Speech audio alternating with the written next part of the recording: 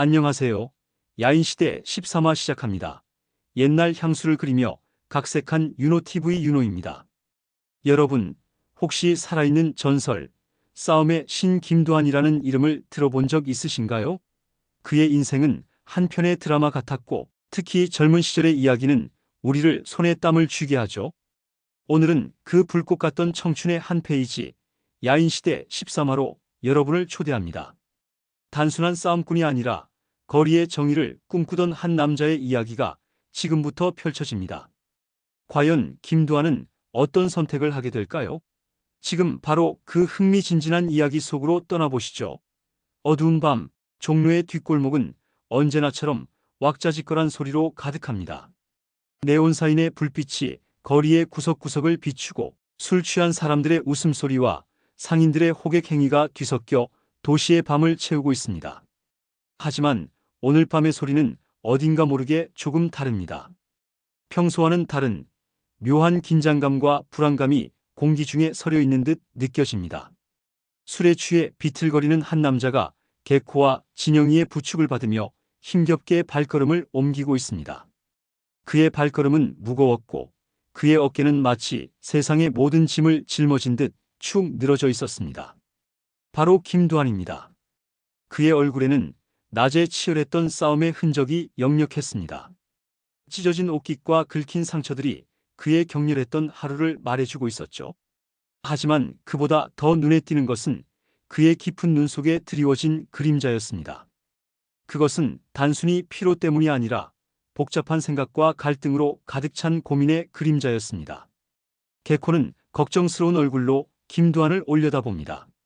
그의 작은 몸집에도 불구하고 형님을 부축하는 손길에는 진심 어린 염려가 담겨 있었습니다. 형님, 괜찮으세요? 더 마시면 안 됩니다. 이러다 쓰러지시겠습니다. 진영이도 개코의 말에 힘을 보태며 거듭 걱정합니다. 그의 목소리에는 형님에 대한 깊은 존경과 애정이 묻어 있었습니다. 맞습니다, 형님. 오늘은 이만 집에 들어가시죠. 어머님이 형님을 기다리시며 얼마나 걱정하실지 모릅니다. 김두한은 그들의 부축에 힘없이 몸을 맡긴 채 멍하니 밤하늘을 올려다봅니다. 흐릿한 가로등 불빛 아래 그의 눈빛은 어딘가 공허해 보였습니다. 마치 이 밤거리의 소음과는 동떨어진 자신만의 깊은 생각에 잠겨 있는 듯 했습니다. 그는 지금 무엇을 생각하고 있는 걸까요? 낮에 있었던 쌍칼과의 대면, 그리고 그가 자신에게 던진 뜻밖의 제안이 그의 마음속을 끊임없이 헤집어 놓고 있었을 것입니다. 그 제안은 단순한 스카우트 제의를 넘어 그의 인생의 방향을 송두리째 바꿀 수도 있는 중요한 기로처럼 느껴졌을 것입니다. 그의 젊고 뜨거운 심장은 혼란과 함께 새로운 길에 대한 막연한 설렘, 그리고 앞으로 겪어야 할 시련에 대한 두려움으로 복잡하게 요동치고 있었습니다. 집으로 향하는 길, 김두한은 갑자기 멈춰 섭니다. 그의 발걸음은 더 이상 나아가지 않고 그 자리에 굳어버렸습니다. 그리고는 무언가 결심한 듯 고개를 돌려 다른 방향으로 향합니다. 그의 목적지는 오랜만에 찾아가는 최동열의 집이었습니다. 최동열이라면 자신의 복잡한 고민을 이해해주고 어쩌면 이 혼란스러운 상황 속에서 명확한 해답을 제시해 줄지도 모른다는 막연한 기대감 때문이었습니다. 혹은 그저 누군가에게 자신의 속마음을 털어놓고 싶다는 절실한 마음 때문이었는지도 모릅니다. 낡고 오래된 문을 조심스럽게 열고 들어서자 최동열은 변함없이 좁은 서재 안에서 책상에 앉아 뭔가를 골똘히 생각하고 있었습니다. 그의 주변은 온통 책들로 둘러싸여 있었고 희미한 등불 아래 그의 학자적인 면모가 더욱 돋보였습니다. 김두한은 조심스럽게 인사를 건넵니다. 그의 목소리에는 평소와 다른 조심스러움과 함께 간절함이 묻어 있었습니다. 선생님, 오랜만입니다. 늦은 시간에 죄송합니다. 최동열은 고개를 들어 김두한을 바라봅니다. 그의 온화한 얼굴에는 반가움과 동시에 김두한의 복잡하고 힘든 심경을 단번에 읽어내는 듯한 미묘한 표정이 스쳐 지나갑니다. 그는 김두한에게 자리에 앉으라는 손짓을 하고 따뜻한 차를 내어줍니다.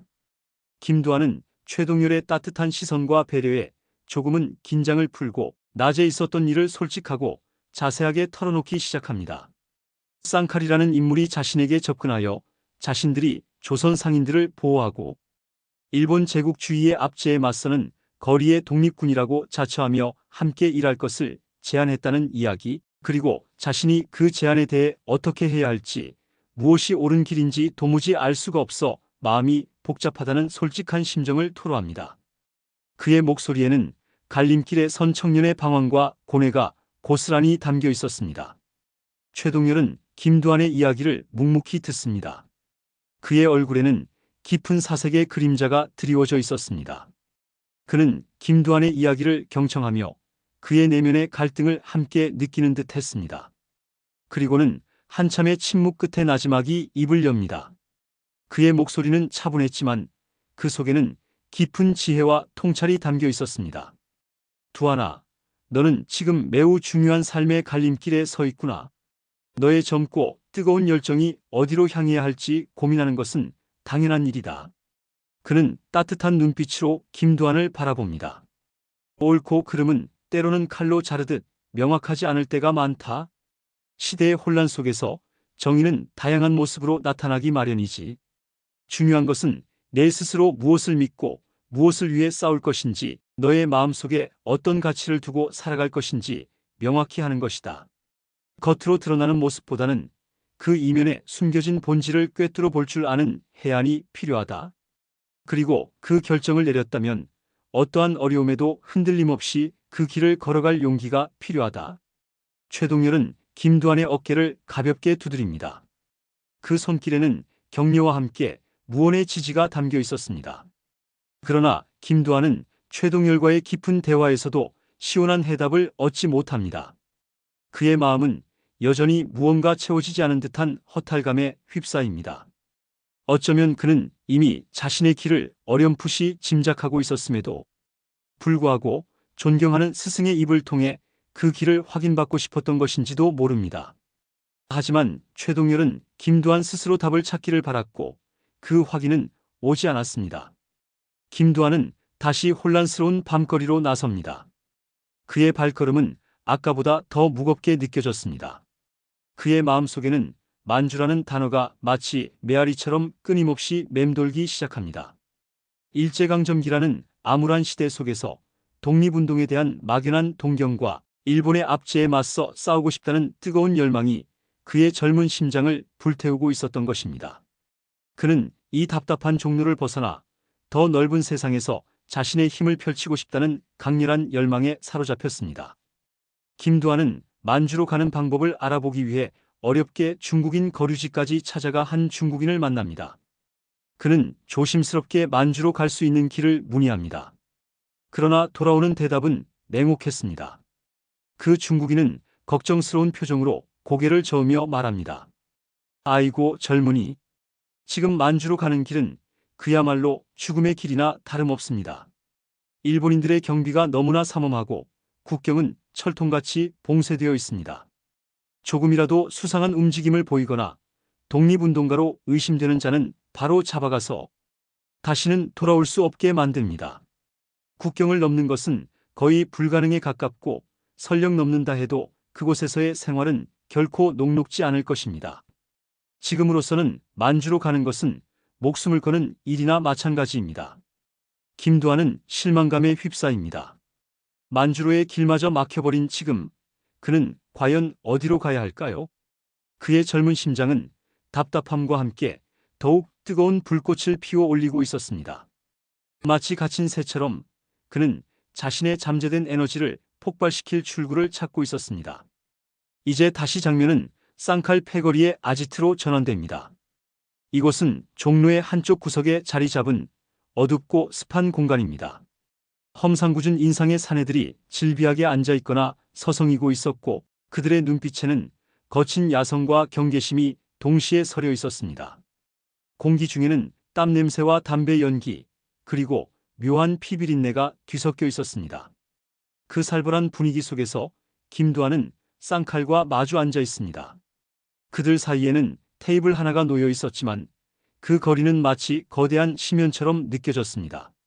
그들의 대화는 마치 얼음판 위를 걷는 듯 팽팽한 긴장감으로 가득합니다. 쌍칼은 여전히 김두한을 탐색하듯 날카로운 시선으로 위아래로 훑어봅니다.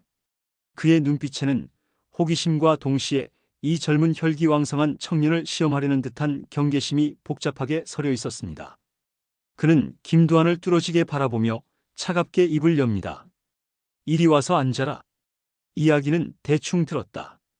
넌 어제 우리 아우들을 건드렸지. 그런데 왜 그랬나? 너는 대체 뭐 하는 놈이냐? 어디서 왔어? 이름은 뭔가? 나에게 똑바로 대답해봐라. 쌍칼의 질문은 날카로웠고 그 속에는 김두한의 모든 것을 꿰뚫어 보려는 듯한 기세가 담겨 있었습니다. 그러나 김두한은 조금도 주눅 들지 않고 당당하게 자신의 이름을 밝힙니다. 그의 목소리에는 흔들림 없는 자신감이 담겨 있었습니다. 김두한입니다.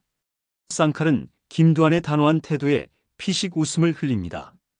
그 웃음 속에는 비웃음보다는 묘한 흥미가 섞여 있는 듯 했습니다. 그래, 김두한이라. 너 내가 어떤 사람인지 알아? 감히 내 아우들을 건드린 대가가 무엇인지 알고 하는 짓이냐? 김두한은 망설임 없이 대답합니다. 그의 눈은 쌍칼의 눈을 똑바로 응시했습니다. 지금 알았습니다. 그리고 당신이 어떤 사람인지와는 별개로 그들이 저에게 먼저 시비를 걸었습니다. 쌍칼의 눈썹이 살짝 위로 올라갑니다.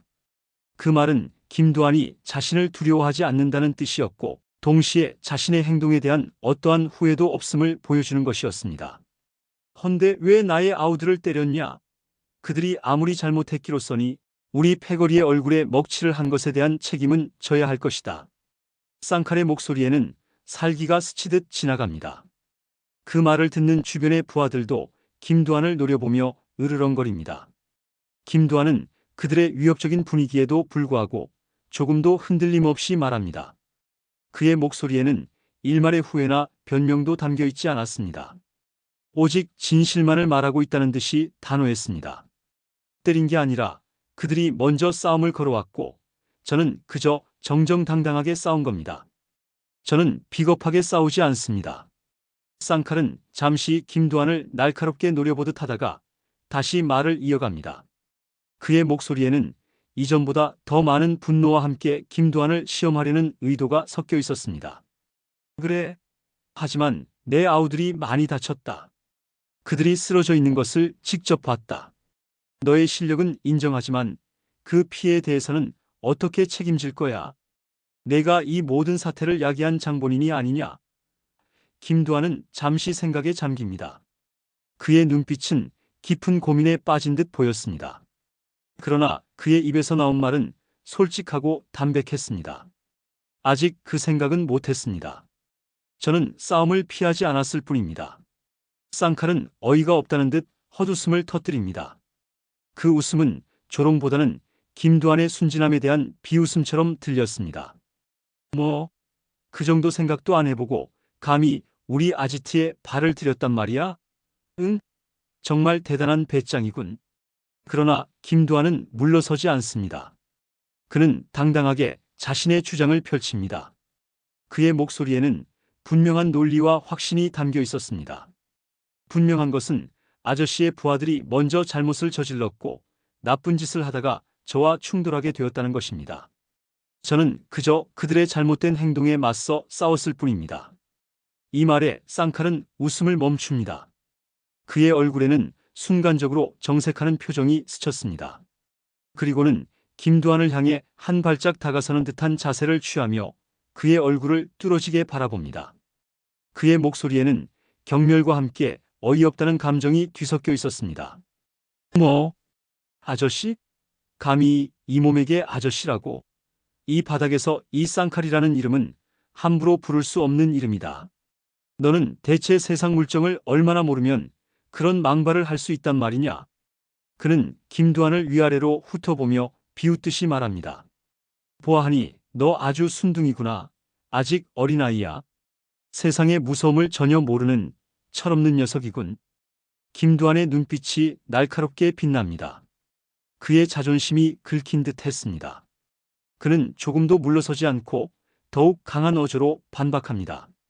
저는 어린애가 아닙니다. 그리고 저는 제 나름대로의 방식으로 살아왔습니다. 당신의 나이로 저를 판단하지 마십시오. 쌍칼은 김두한의 기계에 묘한 흥미를 느끼는 듯 보입니다. 그는 다시 제자리로 돌아와 앉습니다. 그의 표정에는 분노보다는 김두한이라는 예상치 못한 인물에 대한 호기심이 더 강하게 서려 있었습니다. 좋다. 피차 이런 식으로 대치해봤자 해결될 건 아무것도 없지. 어찌했으면 좋겠냐? 너는 나의 체면을 구겼고 내 자존심을 건드렸어. 그리고 내 아우들도 다치게 했으니 그에 상응하는 대가를 치러야 한다고 생각한다. 어쩔래? 쌍칼은 김두한에게 선택의 기로를 제시합니다. 이 상황을 어떻게 해결할 것인지 김두한의 결정을 요구하는 것이었습니다. 그의 목소리에는 마지막 경고와 함께 김두한이 어떤 선택을 할지 지켜보겠다는 듯한 묘한 기대감이 담겨 있었습니다.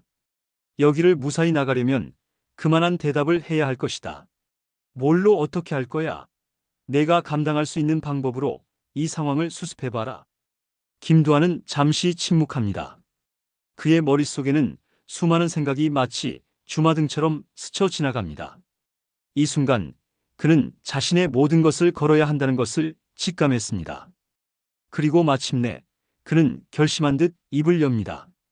그의 목소리는 낮았지만 그 속에는 흔들림 없는 단호함과 함께 자신의 운명을 스스로 개척하겠다는 강렬한 의지가 담겨 있었습니다. 당신을 이기면 되는 겁니까? 제가 당신을 쓰러뜨린다면 이 모든 문제가 해결될 수 있습니까? 이 말에 쌍칼은 순간적으로 표정이 굳어집니다. 그의 눈빛에는 놀라움과 함께 분노의 기색이 서서히 하지만 걷잡을 수 없이 피어오릅니다. 그의 주변에 있던 부하들도 술렁이기 시작합니다. 지금 뭐라고 그랬어? 감히 이 쌍칼에게 도전하겠다는 것이냐? 내가 지금 무슨 말을 짓거리는지 알고 하는 소리냐? 당신? 쌍칼의 목소리는 낮게 깔렸지만 그 속에는 폭풍전야의 고요함 같은 엄청난 위협과 함께 김두한을 당장이라도 집어삼킬 듯한 살벌함이 담겨 있었습니다. 그는 김두한의 오만함에 격분하는 듯 보였습니다. 그러나 김두한은 쌍칼의 위압적인 태도에도 불구하고 조금도 기죽지 않습니다. 오히려 더욱 또렷하고 분명한 목소리로 자신의 뜻을 밝힙니다. 그의 목소리에는 일말의 주저함도 없었습니다. 아저씨라는 말이 당신에게 듣기 싫다면 저에게는 당신이라는 말밖에 없지 않습니까? 당신의 이름이 무엇이든 당신의 위치가 무엇이든 저는 당신과 싸워야만 제 길을 찾을 수 있을 것 같습니다. 이 말에 쌍칼은 잠시 할 말을 잃은 듯 김두한을 응시합니다. 그의 얼굴에는 분노와 함께 김두한의 엄청난 당돌함과 예상치 못한 용기에 대한 묘한 감탄이 뒤섞여 있었습니다. 그 감정은 마치 뜨거운 불과 차가운 얼음이 한데 섞인 듯 복잡 미묘했습니다. 그리고는 이내 체념한 듯한 혹은 어쩔 수 없다는 듯한 웃음을 터뜨립니다. 그 웃음 속에는 김두한의 도전을 받아들일 수밖에 없는 자신의 처지에 대한 자조적인 감정마저 느껴졌습니다. 좋아. 그래, 그건 그렇다 치고. 결국 이 모든 상황을 해결하기 위해 나하고 직접 한번 붙어보겠다 이거지. 감히 이 종로 바닥의 쌍칼을 상대로 말이야. 내가 그럴 만한 배포가 있는 녀석인지는 오늘 밤에 판가름 나겠군. 김두한은 쌍칼의 눈을 똑바로 바라보며 힘주어 대답합니다.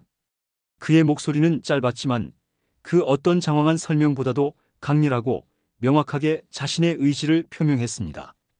네, 기꺼이 당신과 겨루겠습니다. 그리고 저의 길을 증명하겠습니다. 짧지만 강렬한 한마디였습니다. 이 한마디에 그들 사이의 긴장감은 극에 달합니다. 김두한은 자신의 젊음과 패기 그리고 정의에 대한 흔들림 없는 신념을 걸고 쌍칼에게 도전한 것입니다. 주변의 모든 시선이 그들에게로 집중되었습니다. 이들의 싸움은 단순한 개인적인 다툼을 넘어 종로의 패권을 결정짓는 중요한 전환점이 될 것입니다. 과연 이 두 거친 남자의 대결은 어떻게 끝이 날까요? 김두한은 쌍칼을 꺾고 자신의 길을 증명할 수 있을까요? 아니면 쌍칼의 압도적인 힘 앞에 무릎을 꿇게 될까요? 거리의 독립군을 자처하며 종로의 질서를 지키려 하는 쌍칼과 아직은 자신의 길을 찾아 헤매는, 그러나 누구보다 뜨거운 정의감을 가진 김두한. 두 남자의 운명이 교차하는 이 운명적인 순간, 격동의 시대 속에서 역사는 또 한 번 격렬한 소용돌이에 휩싸입니다. 김두한의 패기 넘치는 선언은 이 모든 이야기의 서막에 불과했습니다. 과연 그는 이 거친 싸움의 세계에서 어떻게 자신의 전설을 써내려갈까요? 그의 앞에는 또 어떤 시련과 마주하게 될까요? 그의 젊은 심장이 품고 있는 열정과 포부는 과연 어디까지 그를 이끌어갈 수 있을까요? 안녕하세요. 윤호TV입니다. 여러분, 혹시 삶의 한순간에 예상치 못한 인연이 찾아와 모든 것을 뒤흔들어 놓는 경험을 해보신 적 있으신가요? 그리고 권력과 이권 앞에서 오랜 동지마저 등을 돌리게 되는 비정한 현실을 마주한 적은요?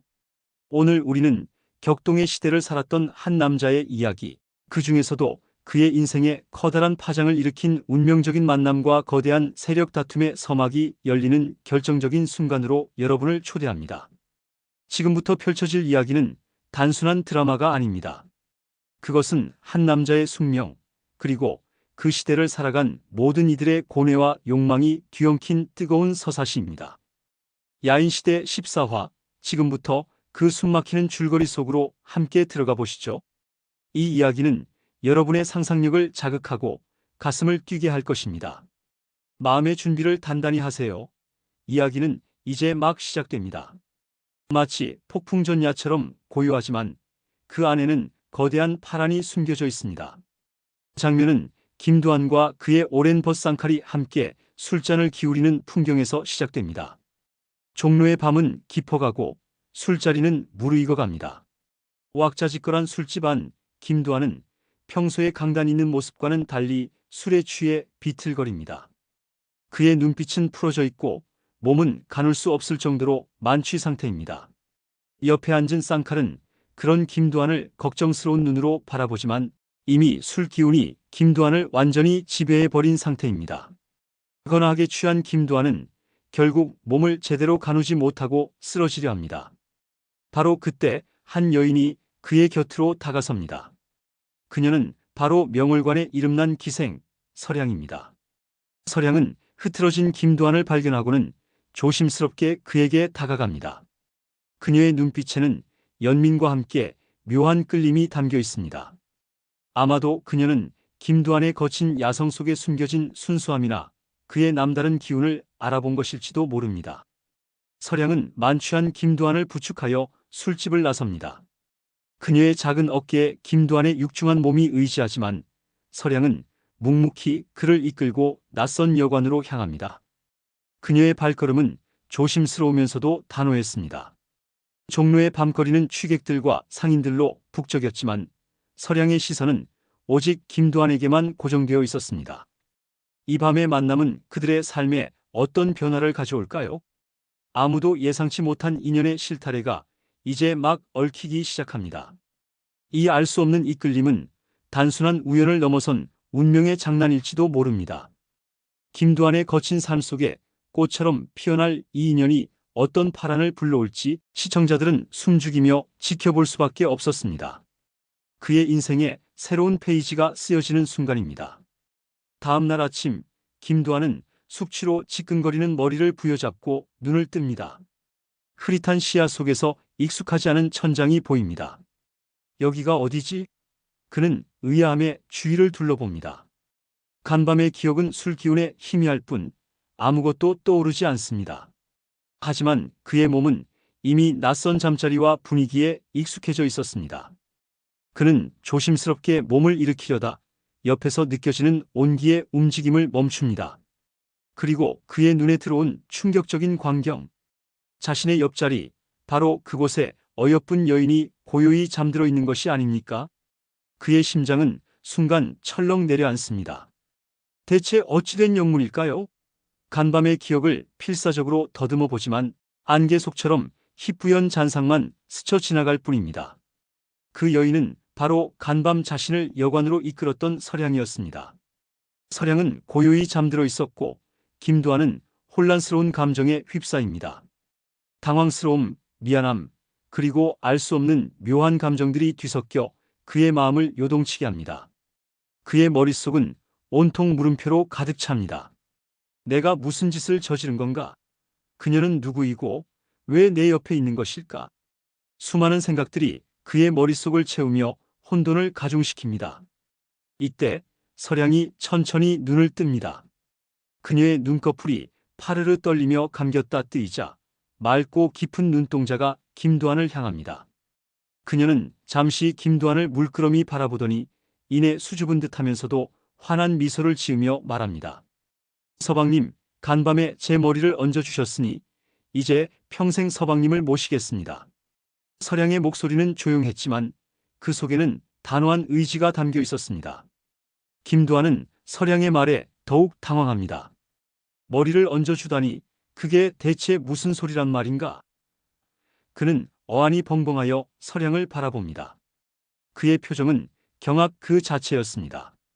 서량의 말에는 그 시대 기생들의 독특한 관습이 담겨 있었습니다. 머리를 얹어주다는 기생이 처음으로 하룻밤을 같이 보낸 남자를 평생에 서방님으로 생각하고 따르겠다는 의미를 내포하고 있었습니다. 단순히 육체적인 관계를 넘어 정신적 그리고 정서적인 구속을 의미하는 것이었죠. 한마디로 그녀는 김도한을 자신의 유일한 남자이자 삶의 동반자로 받아들이겠다고 선언한 것이었습니다. 서량은 이제 김도한을 자신의 평생의 반려이자 보호자로 받아들이겠다고 선언한 것입니다. 이 선언은 김도한의 자유분방했던 삶에 예상치 못한 책임감이라는 무거운 짐을 지우는 것이었습니다. 김도한은 예상치 못한 상황에 직면하여 어찌할 바를 모릅니다. 그의 머릿속은 복잡해집니다. 서량의 진심 어린 눈빛과 자신의 행동에 대한 책임감, 그리고 자유분방했던 삶에 찾아온 뜻밖의 변화 앞에서 김도한은 깊은 고민에 빠집니다. 과연 그는 이 새로운 인연을 어떻게 받아들일까요? 그의 삶은 이제 서량이라는 여인으로 인해 예상치 못한 방향으로 흘러가기 시작합니다. 이 강렬한 만남이 과연 김도한의 거친 운명을 어떻게 바꿔놓을지 시청자들은 다음 전개에 대한 궁금증을 감출 수 없었습니다. 사랑일까요? 아니면 또 다른 시련의 시작일까요? 모든 가능성이 열려있는 순간이었습니다. 한편 김도한의 개인적인 삶에 운명적인 변화가 찾아오는 동안 종로 건달들의 세계에서는 또 다른 거대한 변화의 바람이 불어오고 있었습니다. 일본 야쿠자의 수장 하야시가 종로 진출이라는 야심찬 계획을 밝힌 것입니다. 그의 계획은 단순히 세력을 확장하는 것을 넘어 종로의 모든 이권을 장악하겠다는 의도를 분명히 드러내고 있었습니다. 하야시는 종로가 가진 경제적 가치와 전략적 중요성을 누구보다 잘 알고 있었기에 이 지역을 손에 넣는 것이 자신의 세력을 조선 땅에 확고히 뿌리내리는 데 결정적이라고 판단했습니다. 그는 자신의 계획을 구마적에게 직접 제안합니다.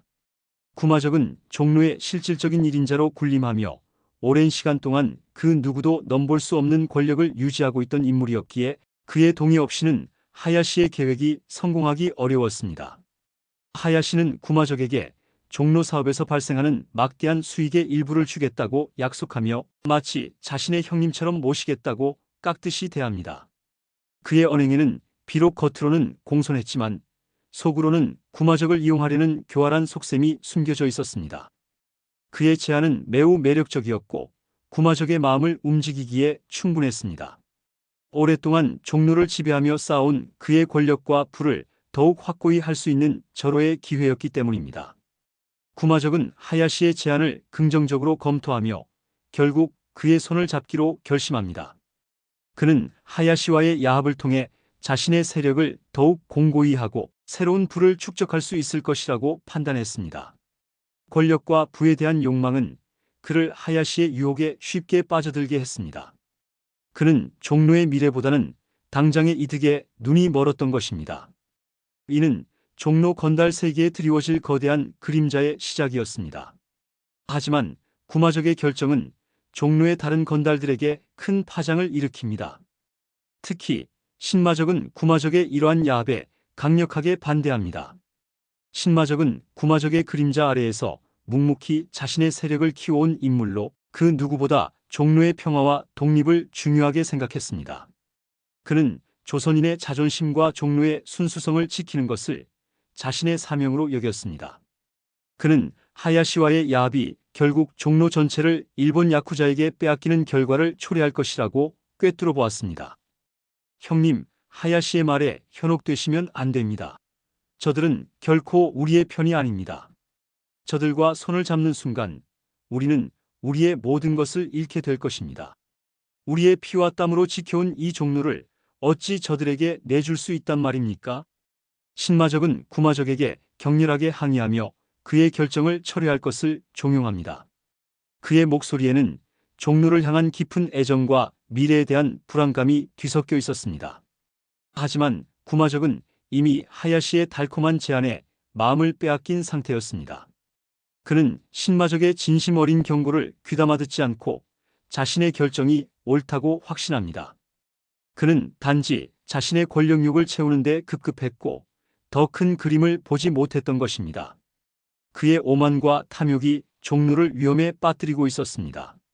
쌍칼 역시 구마적과 하야시가 손을 잡는 것에 강하게 반대합니다. 쌍칼은 김두한과 함께 종로의 젊은 피를 대표하는 인물로 일본 세력에 대한 강한 반감을 가지고 있었습니다. 그는 일본인들의 횡포를 수없이 목격하며 자랐기에 그들과의 결탁이 얼마나 위험한 일인지 누구보다 잘 알고 있었습니다. 그는 하야시와의 야합이 종로 건달들의 자존심을 짓밟는 행위이자 결국 종로의 독립성을 상실하게 만들 것이라고 생각했습니다. 형님, 어찌 저런 외놈들과 손을 잡으실 수 있단 말입니까?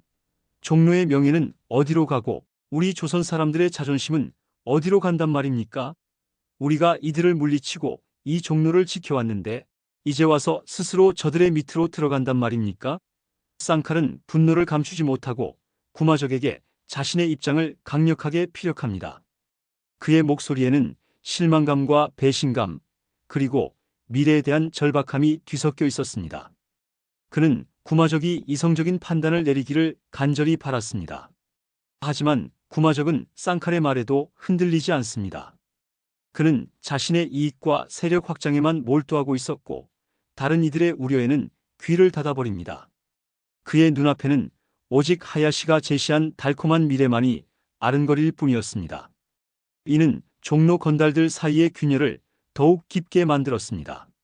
한때는 한 목소리를 내던 동지들이 이제는 서로에게 칼날을 겨눌 위기에 처하게 된 것입니다. 구마적과 하야시의 야합이 거의 확실시되자 쌍칼의 분노는 극에 달합니다.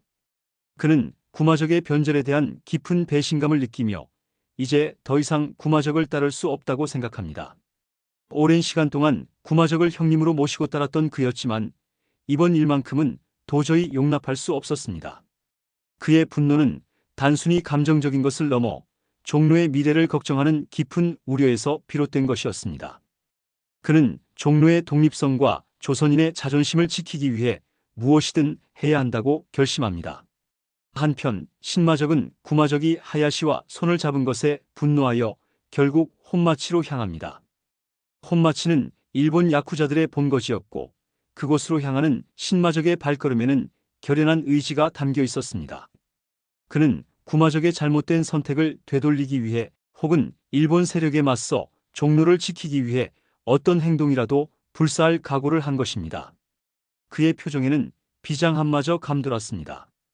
그는 혼자서라도 이 거대한 흐름에 맞서 싸우겠다는 결심을 굳힙니다. 이로써 종로 건달들의 세계는 구마적을 따르는 자들과 그에 반대하는 자들로 양분되기 시작합니다.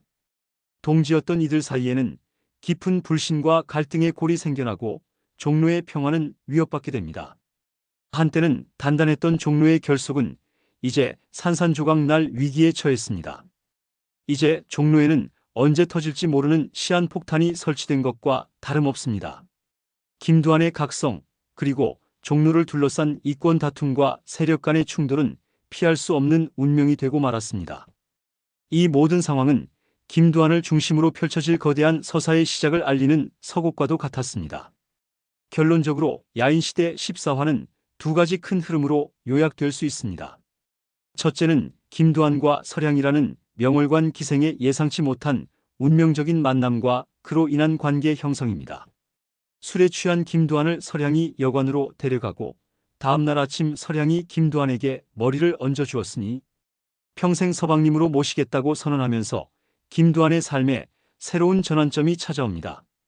이 사건은 김두한의 개인적인 삶에 깊은 영향을 미치게 될 것입니다. 그의 마음속에는 서량에 대한 책임감과 함께 이전에 느껴보지 못했던 감정들이 피어오르기 시작합니다. 과연 김두한은 이 새로운 인연을 어떻게 받아들이고 서량과의 관계는 그의 거친 삶에 어떤 영향을 미치게 될까요? 이 로맨스는 단순한 에피소드를 넘어 김두한의 인간적인 면모를 부각시키고 그의 성장 과정에 중요한 역할을 하게 됩니다. 둘째는 일본 야쿠자의 수장 하야시의 종로 진출 계획과 이를 둘러싼 종로 건달들 내부의 첨예한 갈등입니다.